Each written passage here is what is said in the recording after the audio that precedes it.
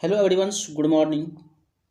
Education analysis के इस YouTube channel पर आप लोग का हार्दिक स्वागत है। जैसा कि आप लोग जानते हैं, बिहार एसएससी का जो वैकेंसी आया है, उस वैकेंसी के लिए हम लोग क्या कर रहे हैं, तैयारी कर रहे हैं। और ये साइंस का तैयारी कर रहे हैं, जो प्रैक्टिस फॉर्म में कर रहे हैं, यानी हम लोग प्रैक्टिस सेशन ले रहे हैं। और इस प्रैक्टिस सेशन में हम लोग क्या कर रहे हैं, आप लोग कि अपनी तैयारी को जांच रहे हैं कि हम किस लेवल तक पहुंच पाए हैं। उस तैयारी को हम जांचने की कोशिश कर रहे हैं। तो चलिए आज के क्वेश्चन से हम स्टार्ट करते हैं। और स्टार्ट करने से पहले आप लोगों से एक रिक्वेस्ट है, गुजारिश है कि यदि आप मेरे इस चैनल पर पहली बार विजिट कर रहे हैं तो हमारे इस यूट्यूब चैनल को सब्सक्राइब कर लें और बेल नोटिफिकेशन को दबा दें, ताकि हम कभी भी वीडियो को डालें तो आपको प्रॉपर ढंग से वो नोटिफिकेशन आपके पास पहुंच जाए।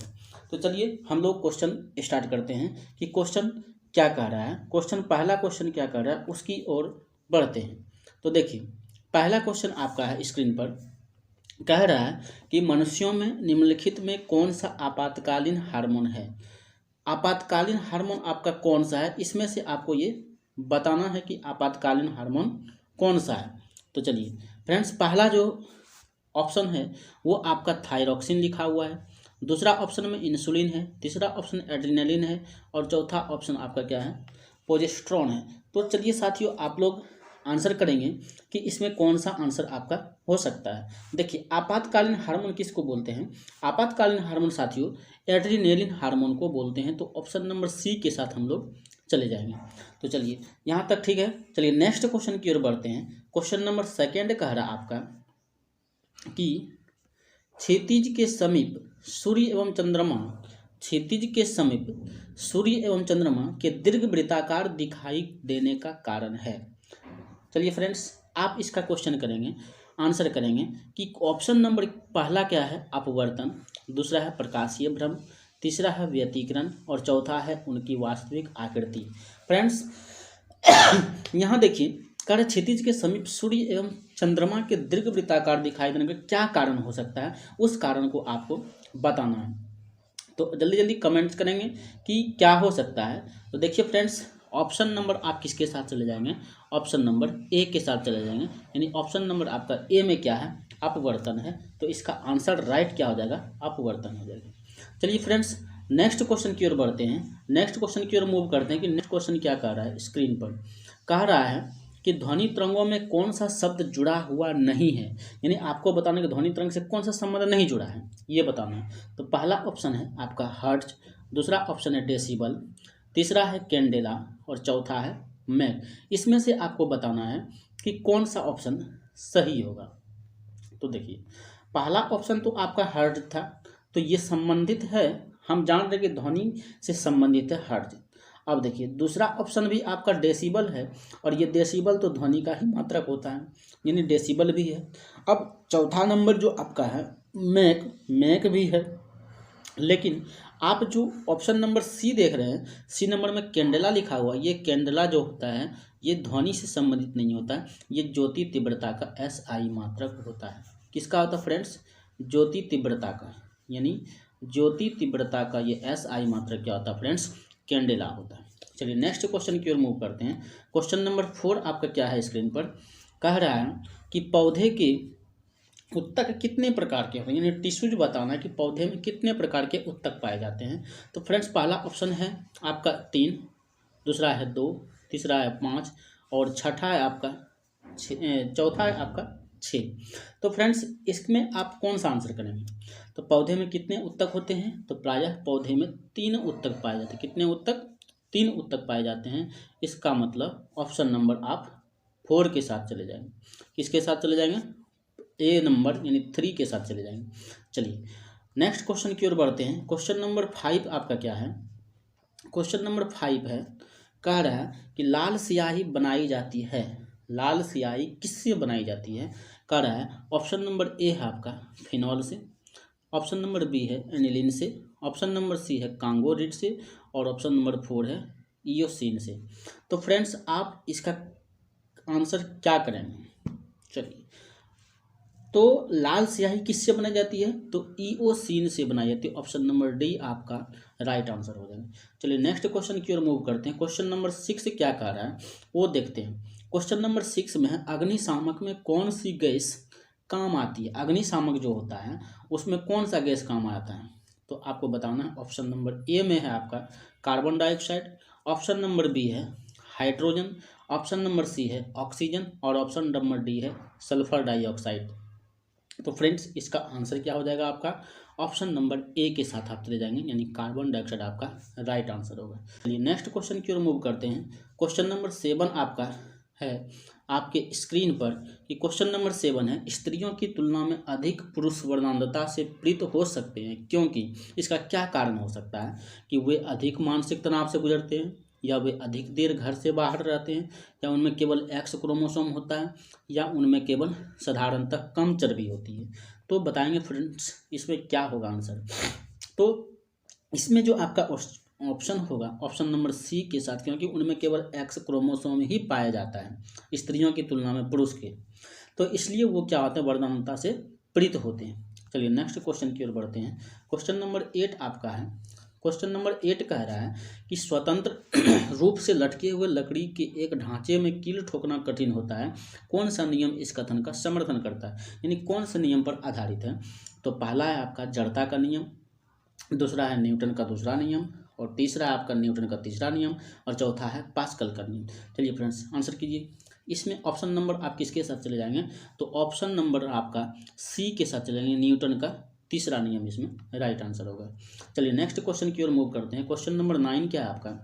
क्वेश्चन नंबर 9 कह रहा है कि निम्नलिखित में कौन सा विद्युत चुंबकीय तरंगों का गुण नहीं है, यानी कौन विद्युत चुंबकीय तरंगों का गुण नहीं है ये आपको बताना है। तो कह रहा है पहला ऑप्शन है विद्युत चुंबकीय तरंगें व्यतिकरण तथा विवर्तन नहीं दिखाती है।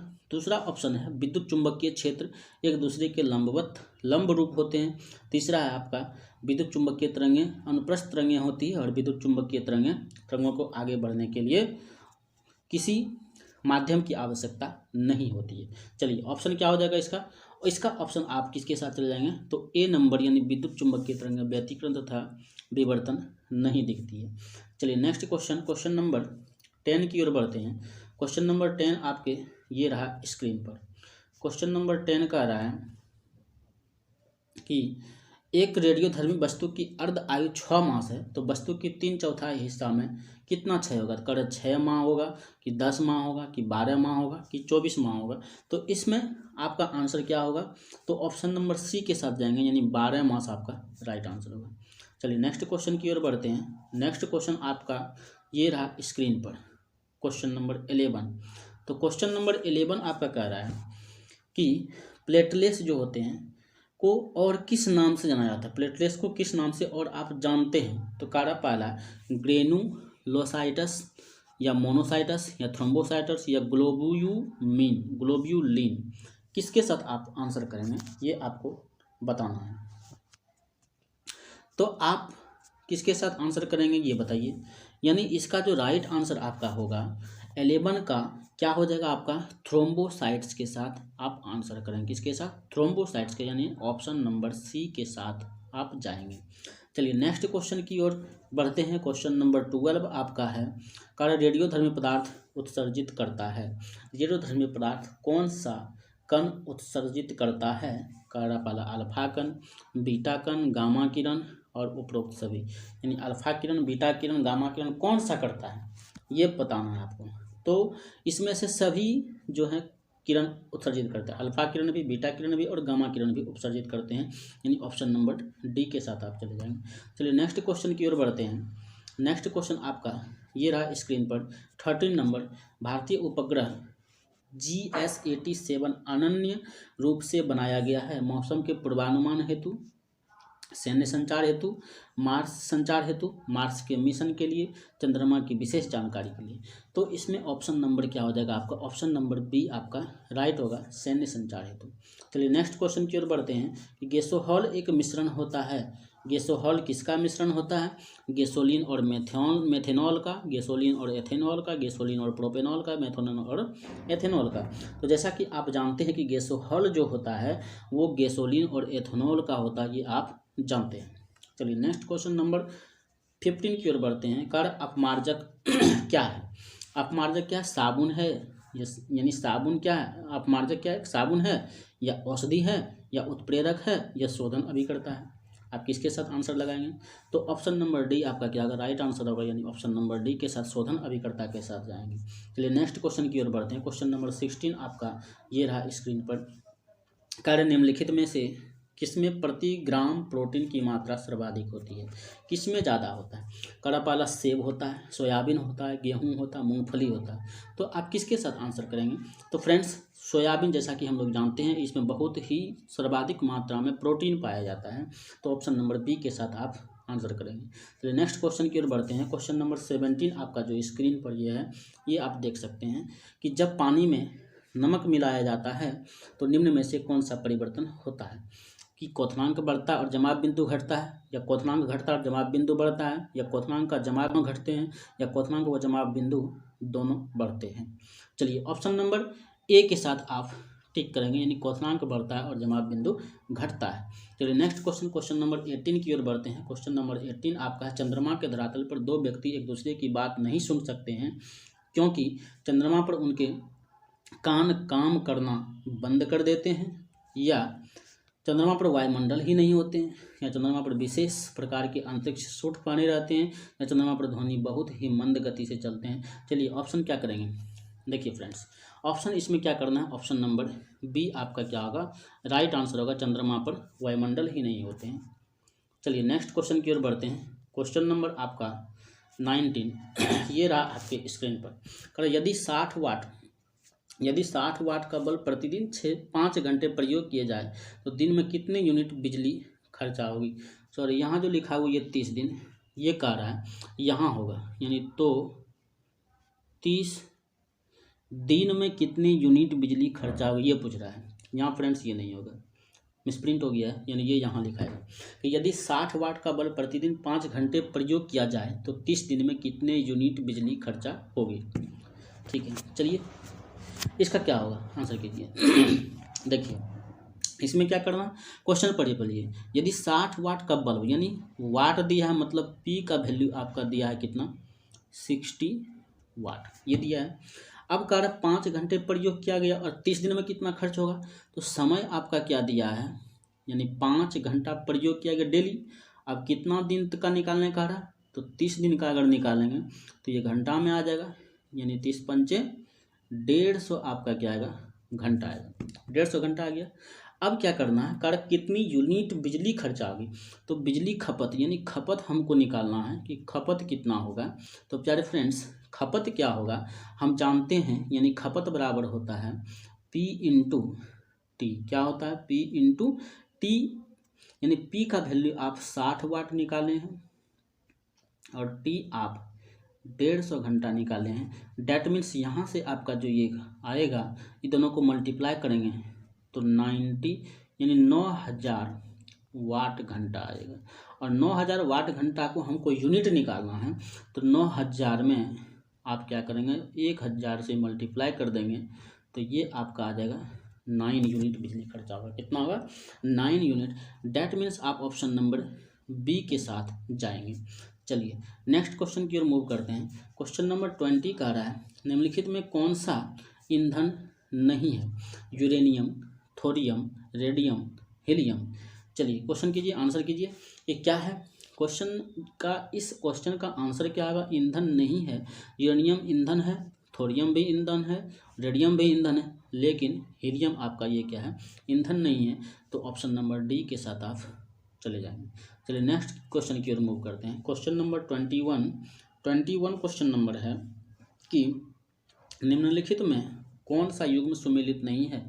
कार्य Indira Gandhi centre for atomic research Kalpakkam में है, atomic minerals directors for exploration and research Hyderabad में है, हरिश्चंद्र रिसर्च इंस्टीट्यूट चेन्नई में है, या Saha institute nuclear physics of Kolkata में। बताइए कौन सा युग्म सुमेलित नहीं है। तो आप क्या करेंगे, देखिए इंदिरा गांधी तो कलपक्कम में है, ये सही है, और एटॉमिक मिनरल ये भी सही है, ये भी सही है, और ये भी सही है, बट ऑप्शन नंबर सी आपका क्या है, ये गलत है। चलिए क्वेश्चन नंबर नेक्स्ट क्वेश्चन की ओर मूव करते हैं। क्वेश्चन नंबर 23, क्वेश्चन नंबर 23 का निम्नलिखित में से किस पदार्थ का उपयोग बर्तन को चमकीला बनाने के लिए किया जाता है, यानी बर्तन को चमकीला बनाने के लिए किसका प्रयोग हम लोग करते हैं। तो पहला है एलम, दूसरा है कैलोमेल, तीसरा है जिंक क्लोराइड और चौथा है जिंक ऑक्साइड। तो किसके साथ आप आंसर करेंगे। तो प्यारे फ्रेंड्स क्वेश्चन नंबर 23 का क्या आ जाएगा, डी, यानी आप जिंक ऑक्साइड के साथ आंसर करेंगे। चलिए नेक्स्ट क्वेश्चन 24 की ओर मूव करते हैं। सीएनजी क्या है, कॉम्प्रेस्ड नेचुरल गैस या साइनो नेचुरल गैस या condensed natural gas, nitrogen gas या कंट्रोल्ड नेचुरल गैस। तो किसके साथ आप आंसर करेंगे। तो जो सीएनजी होता है वो आपका क्या होता है, कंप्रेस्ड नेचुरल गैस होता है, ये सभी कोई जानते हैं। चलिए नेक्स्ट क्वेश्चन की ओर मूव करते हैं। क्वेश्चन नंबर 25 का ह्यूमस उदाहरण है। ह्यूमस किसका उदाहरण है। तो मृदा संरचना का, क्रिस्टलाइड का, जैविक कोलाइड का या उपर्युक्त में से कोई नहीं। चलिए किसके साथ आप आंसर करेंगे। तो प्यारे फ्रेंड्स आप जो आंसर करेंगे ये किसका आंसर यानी किसके साथ आप जाएंगे, तो ऑप्शन नंबर सी के साथ, यानी जैविक कोलाइड का कंट्रोल नेचुरल ह्यूमस उदाहरण है जैविक कोलाइड का। ह्यूमस किसका उदाहरण है, जैविक कोलाइड का। तो आज यहाँ तक ये क्वेश्चन आपका ख़त्म हो गया। इस प्रैक्टिस सेट में आपने कितना सही किया वो आप कमेंट में जवाब दीजिए कि कितना सही किए। तो आप हमारे चैनल को सब्सक्राइब कर लीजिए एजुकेशन एनालिसिस को, और रोज़ इसी तरह के वीडियो आप पाते रहें और अपने तैयारी को जांचते रहें। तो आज के लिए यहाँ तक ही रहने देते हैं। और एक सेशन चल रहा है आपका टॉप 20 क्वेश्चन जो वन लाइनर का फॉर्म में है, वन लाइनर के फॉर्म में उधर पढ़ रहे हैं और आप क्या कर रहे हैं, प्रैक्टिस कर रहे हैं। तो ये बहुत ही अच्छा है आपके लिए। चलिए यहाँ तक आज रहने देते हैं। बहुत बहुत धन्यवाद।